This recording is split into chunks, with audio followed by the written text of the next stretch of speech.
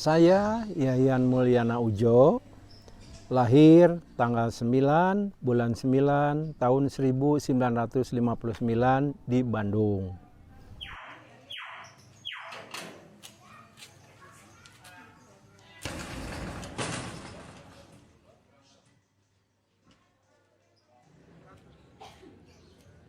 Saya lahir dari keluarga Ujo dan Ibu Sumiati, di mana beliau adalah seorang tokoh angklung. Tentu saja saya mengenal angklung dari mulai lahir saya, dan baru pada tahun 1980 saya menggeluti angklung secara profesional.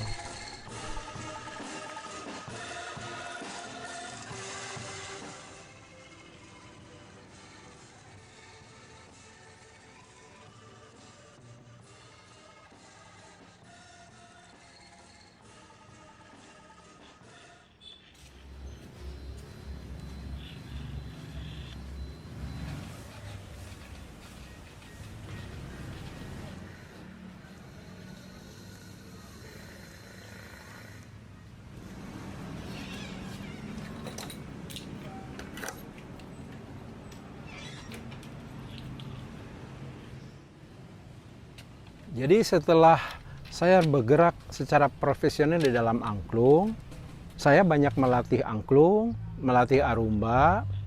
Dalam perjalanan itu ada beberapa hal yang saya harus lakukan untuk menginovasi angklung yang disesuaikan dengan perkembangan zaman. Berangkat dari situ, saya menginovasikan yang saya namakan adalah angklung toel, di mana angklung itu bisa dimainkan secara individual dan bisa memainkan lagu-lagu yang bernada cepat.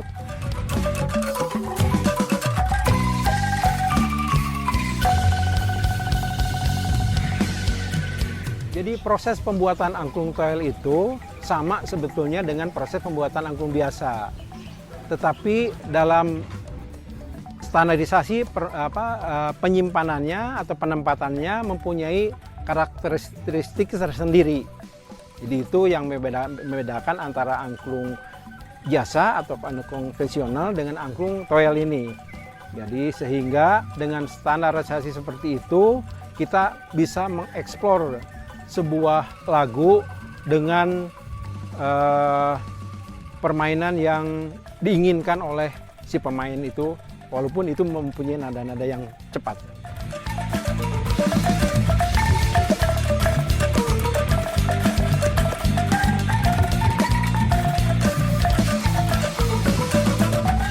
Yang menjadi satu hal yang cukup luar biasa pada angklung Padaeng itu adalah angklung yang berbentuk orkestra, di mana di sana melibatkan banyak orang.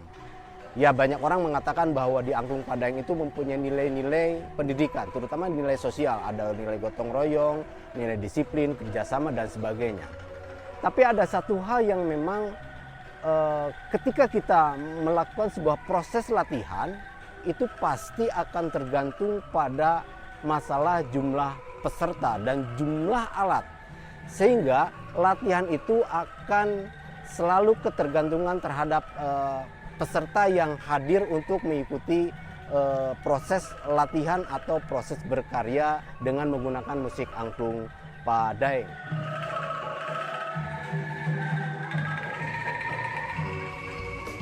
Ya, sekarang saya akan kembali ke masalah inovasi yang kedua, yaitu yang diciptakan oleh Kang Yayan Ujo berupa angklung toel. Nah, ini satu inovasi yang sangat luar biasa, kayak saya bilang. Ini bisa menjadi salah satu alternatif, bukan menjadi satu hal yang harus, tapi ini menjadi salah satu hal alternatif ketika angklung ingin didengar, ketika angklung ingin dilestarikan, ketika angklung ingin masih tersebar atau di masyarakat itu masih angklung masih ada. Nah, ini satu upaya bahwa angklung toel itu adalah hasil inovasi dari angklungnya Padaeng. Karena apa? Angklung yang asalnya tergantung begitu banyak begitu ya. Ada yang dari G besar sampai nomor 30 itu kan luar biasa. Kemudian bentuknya orkestra juga yang dimainkan oleh banyak orang. dikemas dalam satu buah alat yang hanya berukuran mungkin lebih dari 1 meter. Angklung-angklung itu ditata menjadi sebuah angklung yang bisa dimainkan oleh hanya 1 orang saja. Ini bisa mengakomodir dan bisa menjadi salah satu alternatif bagaimana angklung itu masih bisa dimainkan dan masih bisa dikenal dan dilestarikan oleh masyarakat Indonesia, khususnya masyarakat Jawa Barat.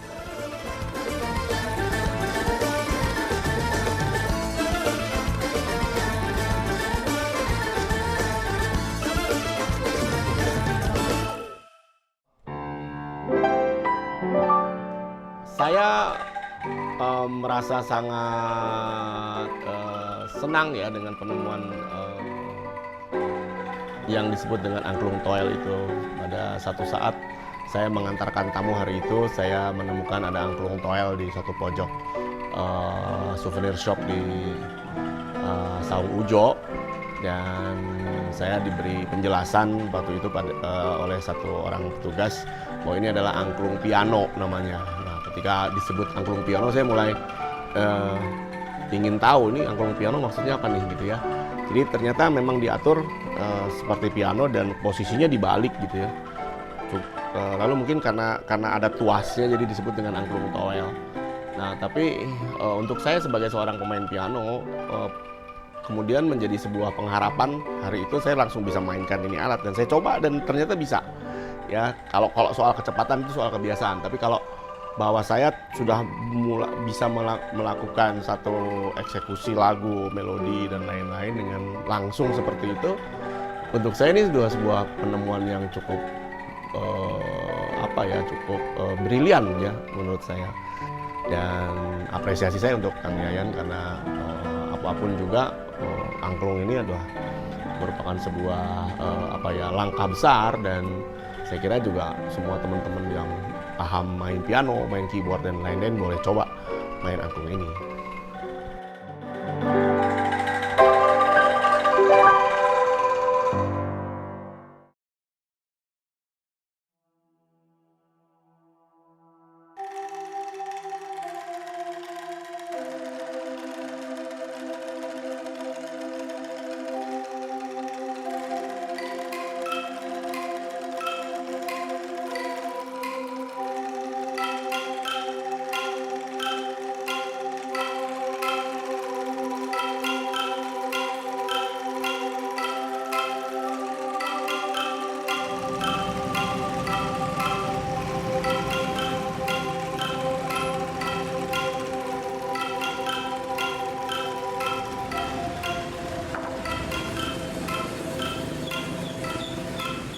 Jadi proses pembuatan angklung toel itu sama sebetulnya dengan proses pembuatan angklung biasa.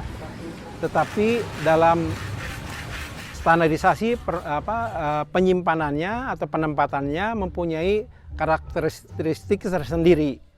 Jadi itu yang membedakan antara angklung biasa atau angklung konvensional dengan angklung toel ini.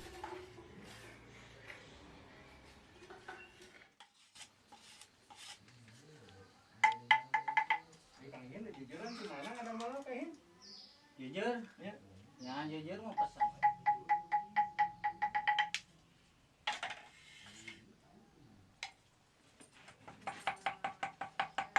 Indungna 2, kanggihin sana kaluhur masangkeun di film gitu.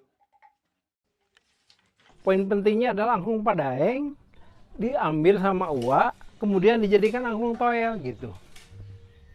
Jadi proses awal pembuatan angklung toel itu angklung biasa saja tapi sama uak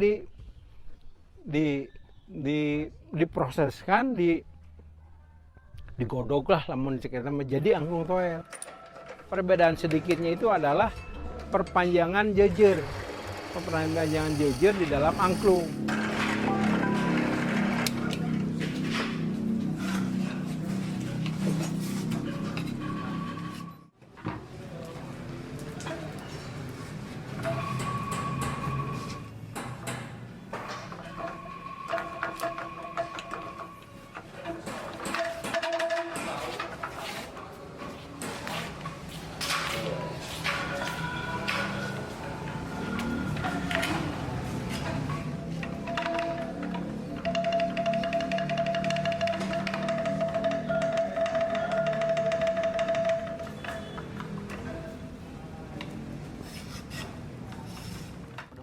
Awal pertama mah saya sampai nggak tidur 2 hari itu.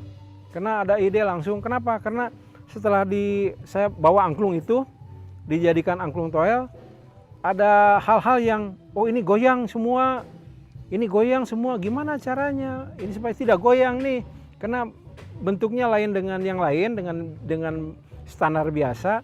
Jadi ketika angklung itu ditempatkan kepada standar yang saya rancang, terjadilah di situ kegagalan. Oh ternyata kalau saya bunyikan sebelah sini itu ikut bunyi, ya kan, ikut bunyi. Nah, dari situ saya proses lagi.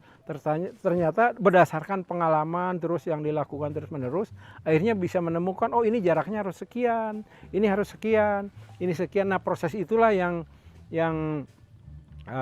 terjadi dalam melalui proses itu terjadi kegagalan yang, dan ini merupakan suatu tantangan. Karena saya bilang ini harus bisa, nih harus bisa.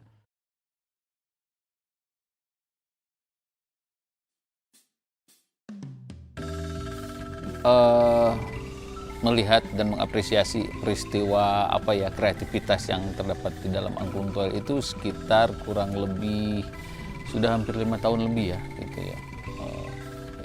Jadi saya melihat bahwa waktu kreativitas kita, misalkan saya melihat dari sisi historisnya aja dulu ya. Biasanya nilai kreativitas itu sering tumbuh sekitar 20 dekade atau 1 dekade atau 2 dekade ya, sekitar 10 atau 20 tahun. Nah, setelah munculnya Jaipongan itu hampir rentan tidak ada lagi peristiwa-peristiwa kreatif. Namun baru disadarkan bahwa ternyata pada saat ini bahwa muncul kreativitas itu tidak di bidang karawitan, tapi di bidang peristiwa kreativitas di dalam angklung itu sendiri ya. Salah satunya dengan munculnya angklung toel gitu. Jadi praktis ada semacam sinergitas dan simultan kreatif yang umumnya dulu sering paradigmanya di dalam karawitan saja sejak zaman Pak Koko Koswara, kemudian timbul Jaipongan dan lain-lain. Nah, setelah Jaipongan itu hampir tidak ada, maka sekarang saya melihat ada paradigma di wilayah musik tradisi itu angklung ya. Salah satunya adalah yang paling sekarang dominan digunakan oleh generasi milenial juga itu angklung toel seperti itu. Ternyata apa yang saya kreasikan itu diterima oleh para penggiat angklung lah. Saya sangat berharap sekali nama Indonesia bisa dikenal juga lewat instrumen-instrumen musik tradisi seperti ini. Salah satunya dengan membawa instrumen angklung toel ke festival tingkat dunia. Bersama Jai Angklung pada tahun 2015, angklung toel pernah kami perkenalkan di Java Jazz Festival di Indonesia. Kami merasa penonton sangat antusias melihat instrumen tradisi Pasundan, angklung toel ini hadir di tengah-tengah musik jazz. Dan kami pernah hadirkan juga angklung toel di Tongtong Fair di Den Haag, Belanda, di mana kami tampilkan membawakan lagu-lagu tradisi Indonesia bernuansakan jazz, salah satunya menggunakan angklung toel ini. Saya melihat bahwa dari sisi kreativitas kita kan sulit ya, sebenarnya agak sulit kita mewacanakan sebuah teori tentang kreativitas karena agak sedikit bias ketika kemunculan itu tiba-tiba begitu saja, karena sebetulnya kreativitas itu tidak ada teorinya, hanya bisa dikondisikan. Salah satunya munculnya angklung toel adalah dari peristiwa kreatif dari pengkondisian si pengkarya. Kemudian misalkan mengapa sekarang diminati dan digandrungi, karena memang spesifikasi daripada angklung toel itu memberikan bukan hanya kemudahan, tapi dari sisi performasi ya, dari sisi performasi itu memiliki keunggulan tertentu ya. Artinya bahwa angklung toel memberikan sebuah semakin jaminan konfidensi juga gitu ya.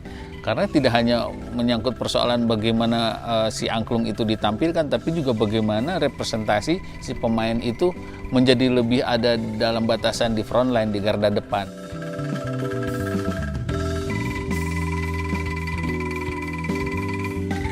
Kreasi berikutnya yang kedua adalah saya menginovasi angklung toel yang mirip piano.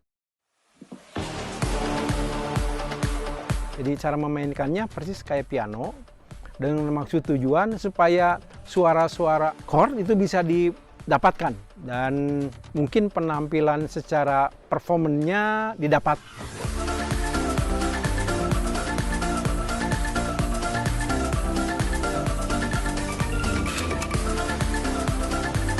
Nah, ini akhirnya itu menumbuhkan keberanian-keberanian dan potensi-potensi individual dan kelompok sebetulnya. Artinya dulu angklung sedikit memiliki sebuah handicap ya, misalkan diperformasikan dengan ketentuan-ketentuan dan prasyarat-prasyarat komunal misalkan. Sekarang angklung toel bisa lebih mandiri misalkan seperti itu. Dan ini memberikan kemudahan. Tapi dalam arti bahwa saya juga tidak melihat bahwa ketika angklung toel menjadi berdiri sendiri sebagai instrumen atau sebagai performasi, itu juga membunuh kreativitas yang lain, tidak seperti itu. Karena coloring dalam angklung toel itu tetap memberikan warna tersendiri dan contohnya misalkan di Adelaide ada kelompok Indonesian angklung kalau tidak salah, itu mereka mengorkestrasikan semua angklung-angklung toel seperti itu. Artinya saya melihat bahwa tetap saja secara performasi komunal bisa disajikan seperti itu. Dengan perkembangan angklung toel yang sedemikian rupa, saya sendiri sebagai pengkerasi angklung toel merasa terharu dan bangga. Apa yang saya lakukan untuk angklung ini bisa bermanfaat bagi banyak orang, terutama generasi muda. Dan mudah-mudahan juga bagi semua orang lah bisa memanfaat angklung toel. Angklung toel ini menarik Kang karena biasanya angklung yang kita lihat gitu ya digantung sedemikian rupa gitu dan kita membelakangi penonton biasanya atau menyampingi penonton. Tapi uniknya dari angklung toel ini kita bisa baca partitur dengan stand part gitu ya. Kita bisa melihat penonton, kita bisa stage act gitu dan ini menjadi alat musik angklung yang kekinian banget karena anak muda kan sukanya show up gitu. Ini sangat-sangat proper untuk kita sebagai musisi gitu Kang Adi.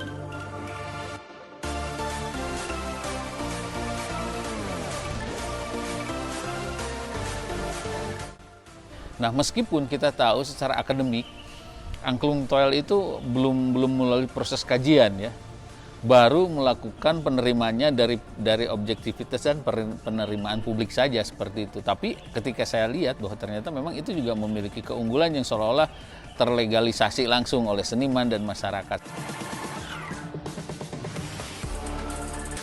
Angklung toel adalah sebuah satu opsi ya, ketika kita lebih paham main angklung dan kita bisa main angklung sendiri, nggak perlu ngundang 20 orang main bareng-bareng ya.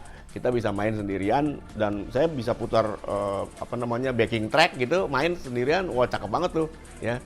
Dan ini membuka peluang untuk anak-anak muda nih bisa main angklung nih ya. Harganya juga nggak nyampe 1 piano ya, jadi jangan khawatir.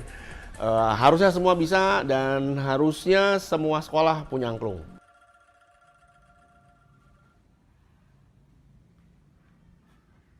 Berangkat dari saya mengamati beberapa sekolah yang mempunyai angklung, di situ banyak angklung yang tergeletak begitu saja, terutama angklung standar yang kita namakan angklung Padaeng. Dan saya akhirnya tergugah untuk mengkreasikan bagaimana angklung ini bisa bermanfaat, apalagi dalam masa pandemi ini.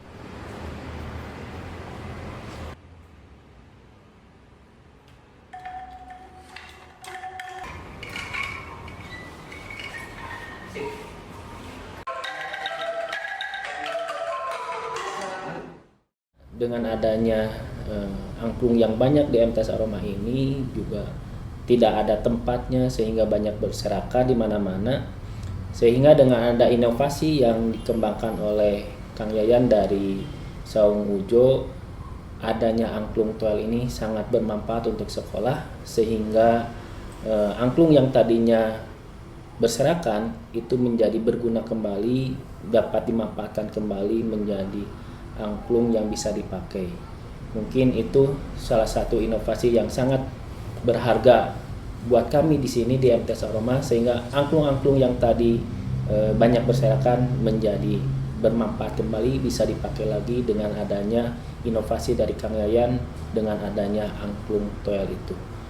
Jadi angklung itu saya buatkan standarnya sehingga standar-standar yang dipakai untuk angklung itu bisa dimainkan secara bentuk toel. Jadi tanpa merubah apapun, sehingga sangat sesuai dengan kondisi pandemi ini. Setiap orang bisa mencoba angklung itu dengan memainkan beberapa komposisi lagu dengan sendiri. Ketika itu menjadi sebuah instrumen yang memiliki multifungsi, makanya itu akan lebih mudah dikolaborasikan dengan model-model yang lain gitu. Nah, berharap juga yang generasi muda juga bisa memberikan inovasi-inovasi baru mengenai perangklungan ini supaya angklung tidak tenggelam. Setiap kreativitas yang baru pasti selalu dipertanyakan independensinya gitu ya. Nah, saya pikir ini sesuatu hal yang sangat lumrah, tapi lihat bahwa angklung toel itu sendiri memberikan semacam garansi ya terhadap perkembangan musik-musik selanjutnya. Artinya ketika nanti terus dikembangkan kan ini menjadi sesuatu hal yang menarik. Supaya angklung bisa terus berkembang. Saya pertama juga sangat mengapresiasi sekali ya inisiatif Kang Yayan. Saya melihat juga Kang Yayan tidak berkiprah di angklung toel, juga ada angklung yang itu ya. Artinya pendekatan dia itu sangat jenius ya. Artinya membaca fluktuasi pasar. Kedua, cara berpikir dia itu ya berpengaruh kepada proses pelembagaan angklung yang lebih long term, lebih panjang gitu ya. Jadi saya yakin kalau seorang maestro kayak seperti Kang Yayan nggak sadar, seorang maestro itu tidak pernah berpikir apa yang sudah diperbuatnya untuk publik, tapi kan ternyata kenyataannya seperti ini ya, orang memakai tidak hanya masyarakat, seniman, bahkan institusi pendidikan sekelas ISBI pun seolah-olah sekarang mewajibkan lah, kira-kira seperti itu. Nah, saya melihat bahwa ini menjadi titik awal juga untuk perkembangan musik angklung saat ini, karena representasinya tidak hanya bisa merepresentasi secara komunal, tapi juga individu-individu bisa memiliki sebuah jaminan. Mungkin nanti kalau saya boleh menyarankan dari pihak dan masyarakat yang memiliki kepedulian baik itu secara legal maupun informal, menyarankan supaya angklung bisa menjadi menjadi sebuah kekuatan untuk bisa disertifikasi.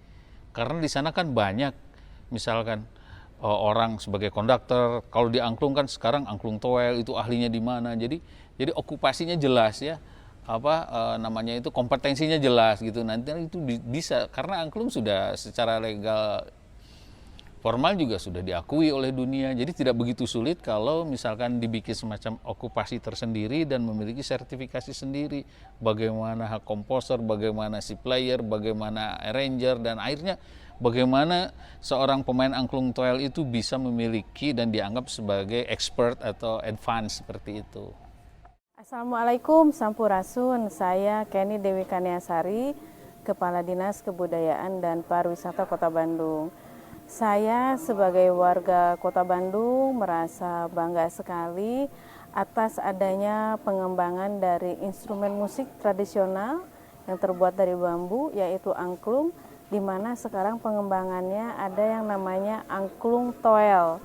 Nah, ini membuktikan memang warga Bandung, terutama para anak mudanya, sangat kreatif dan inovatif, sehingga pengembangan dari instrumen angklung ini, yaitu angklung toel, ini juga bisa bermanfaat ke depannya dalam rangka pengembangan kebudayaan. Dan ternyata angklung toel ini sudah melanglang buana dan juga terkenal hampir di beberapa negara ya secara internasional. Nah, ini apalagi kami turut berbangga karena sekalian Bandung juga bisa dipromosikan melalui angklung toel ini. Sekali lagi terima kasih kepada warga Kota Bandung yang memang sudah inovatif dan juga kreatif untuk pengembangan seni budaya tradisionalnya. Semoga kita terus mendukung dan turut bangga untuk kemajuan seni budaya kita. Hatur nuhun. Kami Pramesti kita mengucapkan terima kasih yang setinggi-tingginya kepada Kementerian Pendidikan dan Kebudayaan Indonesia tentunya, pemerintah Indonesia, bahwa memberikan kesempatan kepada pramesti kita untuk mengangkat seni budaya Jawa Barat terutama, yaitu di Bandung, angklung toel yang diciptakan oleh Bapak Yayan.